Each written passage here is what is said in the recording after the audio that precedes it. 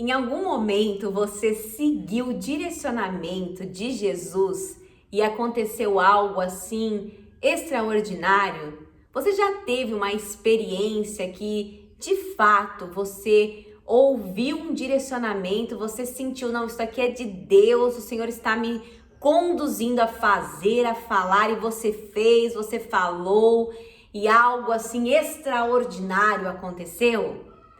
Se sim, compartilhe aqui nos comentários. Eu quero aprender com as suas experiências também. Então compartilhe um pouquinho, eu creio que a sua experiência vai com certeza edificar outras vidas. Amém? Eu sou a pastora Ana e eu estou aqui para compartilhar com você esse maná, esse pão fresquinho do céu, que nos sustenta, que nos fortalece, que nos traz vigor de vida. Eu tenho a plena certeza de que o Senhor não te conduziu a este vídeo por acaso, amém? O Espírito Santo de Deus, ele nos direciona de uma forma assim extraordinária. Ele permite que chegue até nós aquilo que precisamos no momento certo. Então eu creio que esta palavra, amém, ela chegou a você no momento certo, você crê? Vamos meditar hoje no Evangelho de Lucas, capítulo 5. Eu tenho certeza que nós não seremos mais os mesmos, porque se o seu coração estiver disposto a receber algo novo, quantas das vezes, irmãos, eu estou ali participando de algum evento, de um culto, de alguma coisa, e vem ali, né, o preleitor, a pessoa que vai conduzir a ministração, e ela fala, vamos meditar no Evangelho de Lucas, e eu, meu Deus, ou numa passagem que eu conheço, e eu já penso, Senhor, revela algo novo ao meu coração, porque se nós temos já um tempo de caminhada, né, ali nós precisamos ter essa sensibilidade, porque senão a mensagem vem e ela não vai surtir efeito, porque nós vamos estar ali presos, né, ali a uma explicação, a uma colocação que foi posta e talvez vamos ser impedidos de viver o novo. Amém? Então eu te convido a viver esse novo hoje. Amém? Querido Deus e amado Pai, Espírito Santo, nos direciona, se mova em mim, através da minha vida, direciona-nos, Senhor, revela a nós o que há nas entrelinhas, é o que oramos e já agradecemos em nome de Jesus, amém e graças a Deus, aleluias.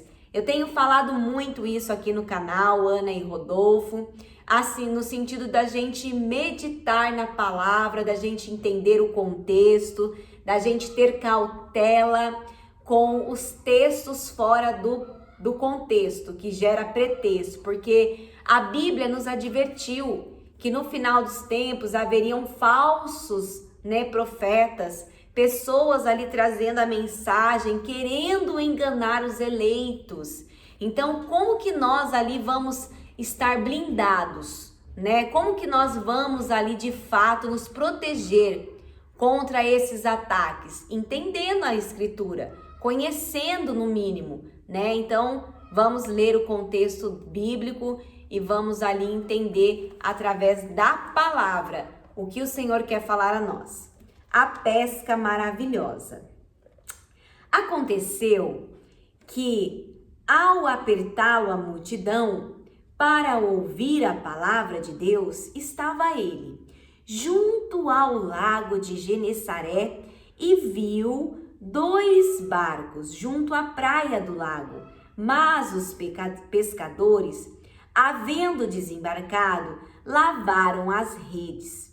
Entrando em um dos barcos, que era o de Simão, pediu-lhe que o afastasse um pouco da praia e, assentando-se, ensinava do barco as multidões. Quando acabou de falar, disse a Simão, faze-te ao largo e lançai as vossas redes para pescar. Respondeu-lhe Simão, mestre, havendo trabalhado toda a noite, nada apanhamos, mas sob a tua palavra lançarei as redes. Isto fazendo, apanharam grande quantidade de peixes e rompiam-se-lhes as redes. Então fizeram sinais aos companheiros do outro barco para que fossem ajudá-los. E foram e encheram ambos os barcos, a ponto de quase irem a pique. Vendo isto, Simão Pedro prostrou-se aos pés de Jesus, dizendo: Senhor, retira-te de mim, porque sou pecador. Pois à vista da pesca que fizeram, a admiração se apoderou dele e todos os seus companheiros, bem como de Tiago e João, filhos de Zebedeu, que eram seus sócios. Disse Jesus a Simão: não temas, doravante serás pescador de homens. E arrastando eles os barcos sobre a praia, deixando tudo, os seguiram. Sabe, esse contexto da pesca maravilhosa, ele é muito impactante, né? Ele é um contexto que nos traz muito admiração. Só que há algo aqui que é uma chave poderosa para as nossas vidas.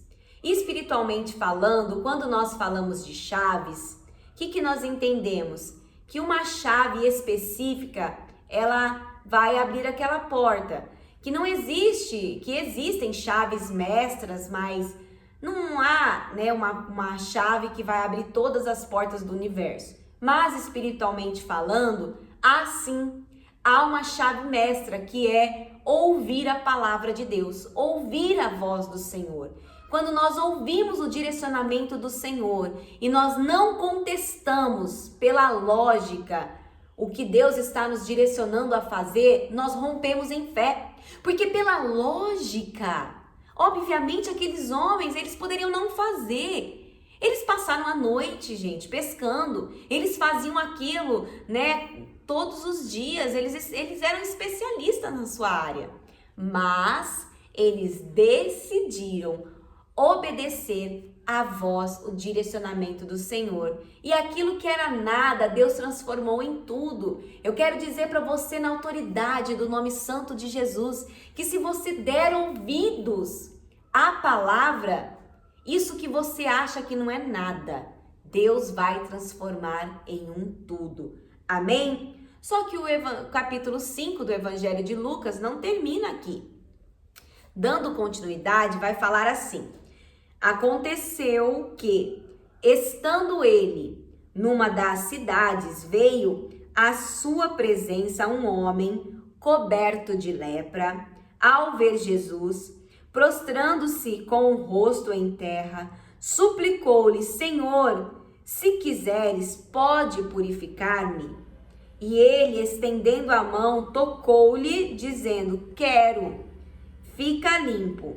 E no mesmo instante lhe desapareceram a lepra. Ordenou-lhe Jesus que a ninguém o dissesse. Mas vai, disse, mostra-te ao sacerdote e oferece pela tua purificação o sacrifício que Moisés determinou para servir de testemunho ao povo. Porém, o que se dizia a seu respeito cada vez mais se divulgava, e grandes multidões afluíam para o ouvirem e serem curadas de enfermidades. Ele, porém, se retirava para lugares solitários e orava. Jesus, ele se retirava para lugares solitários e orava. Ou seja, Jesus, ele tinha ali um relacionamento com o Pai, com Deus, e ele estava o tempo todo em oração, se retirando do meio daquelas multidões e falando com o Pai. Ou seja, o próprio mestre nos deixou um direcionamento de como devemos orar, né? É estarmos no secreto, porque o Pai que ouve em secreto estará conosco se relacionando conosco e ouvindo as nossas orações. É apaixonante, né, a essência de Cristo, porque o fato dele orar é algo assim que é um alerta para mim e para você. Porque se Jesus orava, meu irmão, minha irmã, precisamos orar. Amém? A cura de um paralítico em Cafarnaum. Ora, aconteceu que num daqueles dias estava ele ensinando e achavam-se ali assentados fariseus e mestres da lei, vindos de todas as aldeias para a Galileia, da Judeia e de Jerusalém, e o poder do Senhor estava com ele para curar. Aleluias. Vieram então uns homens trazendo em um leito um paralítico e procuravam introduzi-lo e pô-lo diante de Jesus. E não achando por onde introduzi-lo, por causa da multidão, subindo no eirado, o desceram no leito, por entre os ladrilhos, para o meio, diante de Jesus. Vendo-lhes a fé, Jesus disse ao paralítico: Homem, estão perdoados os teus pecados. E os escribas e fariseus arrazoavam, dizendo: Quem é este que blasfêmia? Quem pode perdoar pecados, senão Deus? Jesus, porém, conhecendo-lhes os pensamentos, disse-lhes: Que arrazoais em vosso coração? Qual é o mais fácil? Dizer: Estão perdoados os teus pecados? Ou levanta-te e anda? Mas para que saibais que o Filho do Homem tem sobre a terra autoridade para perdoar pecados, disse ao paralítico: Eu te ordeno, levanta-te, toma o teu leito e vai para casa. Imediatamente se levantou diante deles e, tomando o leito em que permanecera deitado, voltou para casa, glorificando a Deus. Todos ficaram atônitos, davam glórias a Deus e, possuídos de temor, diziam: Hoje vimos prodígios. Por que será, né, que eles ficaram tão incomodados? Porque eles não tinham autoridade. Eles não tinham autoridade nenhuma. E quando eles conseguem contemplar a autoridade que Jesus tinha, mas como assim? Quem é esse que agora está perdoando os pecados? Então isso incomodou o ego. Isso despertou uma inveja terrível neles, porque eles não tinham essa intimidade com Deus. Por mais que eles ali, de uma forma muito medíocre, ficavam no meio da sociedade, do povo, com as suas rezas, com as suas orações repetitivas, eles não adquiriam a autoridade que Jesus tinha. Então, assim, muitas pessoas, elas vão se levantar contra você porque elas estão com inveja daquilo que você é. E comumente eu ouço pessoas me procurando e dizendo: Pastora, eu sou tão humilde, não tenho lá tantas coisas, né? E tá me invejando por quê? Ou também tem pessoas que falam: Pastor, assim como eu, né, me tornei uma pessoa bem-sucedida, ele também é bem-sucedido, ela também é bem-sucedida, então por quê? Entenda, não vai ter um porquê. A pessoa tem inveja não daquilo que você tem ou deixa de ter, tem inveja de você, da sua essência. E o que incomodava eles era a essência de Jesus. Isso incomodava muito eles. Então a sua essência incomoda, entenda? Mas nem por isso você vai deixar de ser quem você é. Amém? A vocação de Levi. Passadas estas coisas, saindo, viu um publicano, chamado Levi, assentado na coletoria, e disse-lhe: Segue-me. Ele se levantou e, deixando tudo, seguiu. Jesus come com pecadores. Então lhe ofereceu Levi um grande banquete. em sua casa, e numerosos publicanos e outros estavam com eles à mesa. Os fariseus, os seus escribas, murmuravam contra os discípulos de Jesus, perguntando: por que comeis e bebeis com os publicanos e pecadores? Respondeu-lhe Jesus: os sãos não precisam de médico, e sim os doentes. Não vim chamar justos, e sim pecadores ao arrependimento. Você já deve ter ouvido assim, né? Alguém falando, espero que não tenha sido você o autor dessa frase, mas eu já ouvi pessoas falando: fez tantas coisas erradas na vida e agora aceitou Jesus e se acha uma nova criatura, melhor do que os outros. Talvez aquela pessoa, ela nem está tendo atitudes que ela está assim apresentando ser melhor que ninguém, ela só está sendo uma nova criatura, mas está incomodando. Eu quero dizer para você que o Senhor, ele veio para resgatar a gente, resgatar, né? Quem era eu antes de Jesus? Talvez você pode dizer quem eu era antes de Cristo. Então Jesus veio para os pecadores. E não quer dizer que ele tem parte com o pecado, que Jesus compactua com o pecado. Não. Jesus, ele ama os pecadores, mas abomina o pecado. Para a gente poder concluir esse capítulo do jejum, disseram-lhe eles, os discípulos de João, e bem assim os dos fariseus, frequentemente jejuam e fazem orações. Os teus, entretanto, comem e bebem. Jesus, porém, lhes disse: podeis fazer jejuar os convidados para o casamento, enquanto está com eles o noivo? Dias virão, contudo, em que lhes será tirado o noivo. Naqueles dias, sim, jejuarão. Também lhes disse uma parábola: ninguém tira um pedaço de veste nova e põe em veste velha, pois rasgará a nova e o remendo da nova não se ajustará à velha. E ninguém põe vinho novo em odres velhos, pois o vinho novo romperá os odres, entornar-se-á o vinho e os odres se estragarão. Pelo contrário, vinho novo deve ser posto em odres novos, e ambos se conservam. E ninguém, tendo bebido vinho velho, prefere o novo, porque diz: o velho é excelente. Aleluias! Então, a metáfora aqui, né, do noivado é usada por toda a Bíblia como uma referência ao povo de Deus. Né? No Antigo Testamento, os profetas apresentaram Israel como uma noiva infiel, culpada de adultério.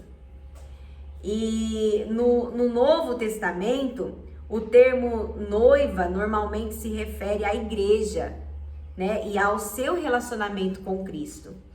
A noiva pertence ao noivo, que é Cristo. Então, assim, Jesus, ele, de uma forma muito leve, ele nos chama a caminhar com ele, né? A segui-lo. Então, eu falo para você, seguir a Cristo não precisa ser um fardo, não precisa ser algo ali maçante, algo, meu Deus, precisa ser algo leve. Você caminhar com Cristo, você caminha de uma forma: venha, né? Vinde a mim, todos que estáis cansados e sobrecarregados, e eu vos aliviarei. Jesus, ele te chama da medida, da forma que você está. E conforme você vai caminhando, o Espírito Santo de Deus vai te incomodando e as coisas vão fluir. Amém? Glórias a Deus. Oremos. Querido Deus e amado Pai, glorificado e exaltado és o teu santo nome. Senhor, obrigado pelo dom da vida, pela oportunidade de poder, Senhor, estar todos os dias meditando na tua palavra. Obrigado por esses ensinamentos que o Senhor nos trouxe através desse capítulo 5 do Evangelho de Lucas. Obrigado, Pai, por nos instruir, porque um pai que ama, instrui, direciona. Obrigado, Senhor. Abençoa, Pai, o nosso dia, que seja um dia excelente, de bênçãos, de vitória, de conquista. Nos direciona, Pai, a vivermos o Teu querer e a Tua vontade. Abençoa, Pai, esses pedidos de oração. Realiza uma obra de poder e de milagres na vida desse irmão, dessa irmã. É o que nós oramos e já te agradecemos em nome de Jesus. Amém e graças a Deus. Aleluias. Se essa mensagem fez sentido para você, compartilha. Compartilha porque nós lemos o contexto bíblico e vamos ali, trazendo uma clareza. E muitas pessoas precisam disso. Muitas pessoas estão alienadas com mensagens e com coisas que não estão agregando nada. Então compartilhe algo que faz sentido e que vai trazer algo positivo na vida das pessoas. Amém? Lâmpada para os meus pés é a palavra do Senhor e luz que clareia o nosso caminho. Que Deus abençoe poderosamente a sua vida. Shalom!